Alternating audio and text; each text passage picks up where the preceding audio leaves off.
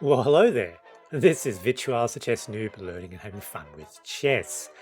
Today, I'm going to go through a really common line out of the Vienna game, and that's the Bishop's Opening Berlin-Vienna hybrid.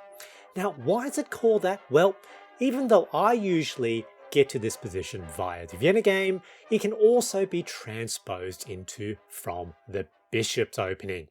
And I've just had a realization that I get this position commonly enough that I've actually made a new playlist on my channel where you can have a look at my games. In fact, I've played this when I looked at openingtree.com 40 times. I'll win it about 65% of the time, but it is a very good, defense by black, and it's worth having a look at. So what am I talking about here? So Vienna game, e4, e5, knight c3.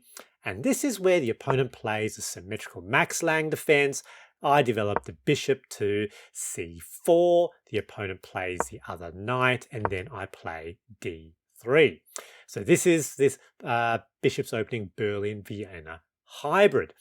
Now, I reached this as you can see via the Vienna, but the other way you can get here is via the Bishop's Opening. So e4, e5, Bishop's Opening to c4 first, and opponent plays the Berlin defense with knight to f6, and here d3, they develop the other knight, and then develop this knight. As you can see, we enter exactly the same place. So keep an eye on these knights, the bishop and knight, and this pawn structure.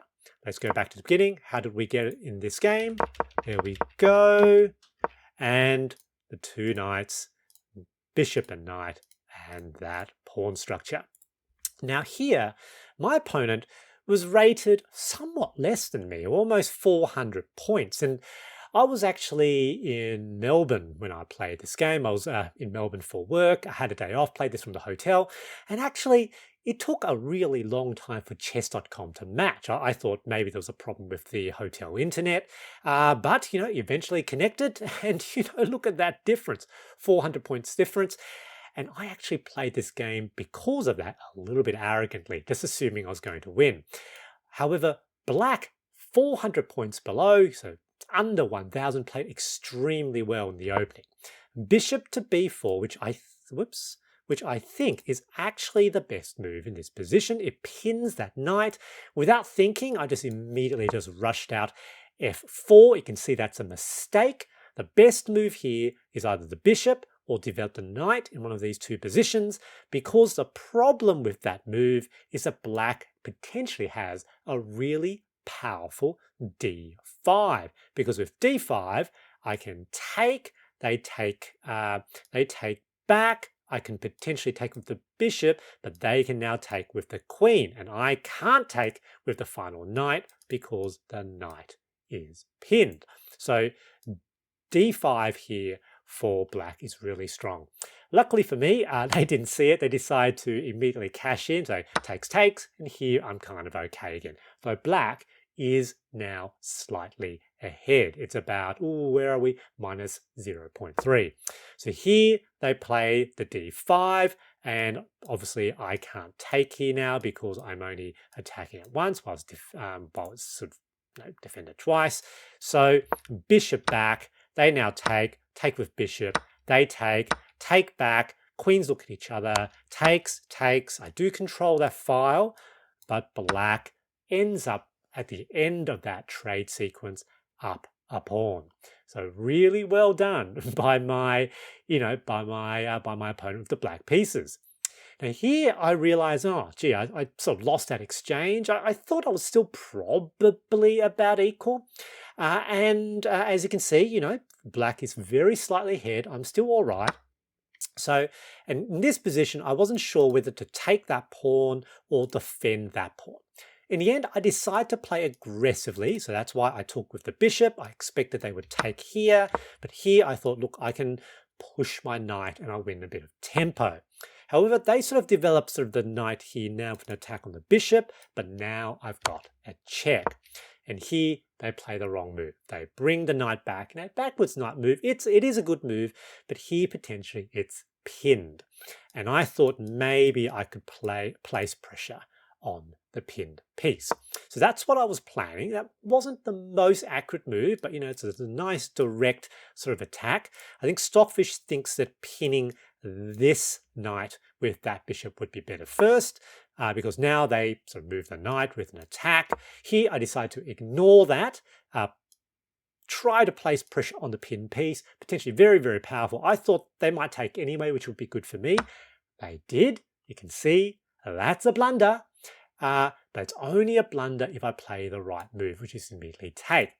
And here again, I think I was just playing a little bit arrogantly. I saw that and I thought, I should probably just take first, but just lazily, I just captured that knight first. You can see that's a blunder back. And in fact, black is now quite a bit ahead. It's -1. So I really should have taken that knight with check. Now here, the king has to move to d8, because if they move to the wrong place, let's say they move the king to the wrong space, move to f8, which there's a bit of intuition there, I can now bring the rook back with discovered check, controlling that file. The king has no choice but to move to g8, and then rook to e8 would be back rank mate. So there's a potential mating attack there. Really should have taken that first, but in this game, a little bit lazy. And I realized this was a mistake because immediately they can just now block that pin with the bishop. And I thought, oh, that's no good. I now decide to sort of deliver my other knight, so getting ready to castle myself. They bring the knight over.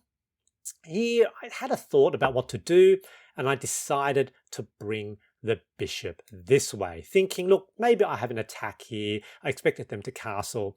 Stockfish reckons that bringing the bishop to a3 would be best, continuing with that pressure, stopping castling kingside. So they now castle, I castle, and here, people rated under 1,000, so at the beginner level. My opponent, played really well in the opening. But one of the sort of ideas is, certainly it's better to do well in the opening than doing badly in the opening, but you need to have some middle game strategy and tactics to convert being, up in the opening. And here, that move is probably an indication that my opponent wasn't sure what to do. So a number of moves were better, centralizing the rooks, maybe, h6. Here, it's a move that kind of goes nowhere because there's no attack here. My king's on this side. It's a bit of a wasted move. On the other hand, my strategy here is pretty simple. I've got an attack. I need to attack the opponent's king. So knight now forward. They now want to give a defense to that bishop, moving the rook to e8, so rook a e8. But again, it's a very passive position because these rooks are sort of blocked in by their own pieces. And again, I need to attack their king, slide this lifted rook to g3.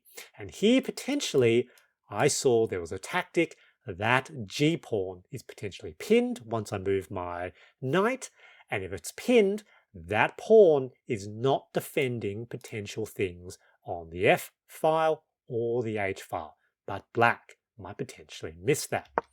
Now they decide to attack the knight. That's fine. Let's pull the knight back. That's what I did.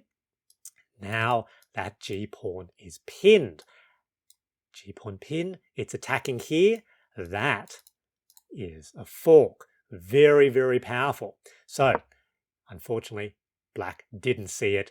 Looking like they were trying to block that diagonal, which makes sense, but I can take.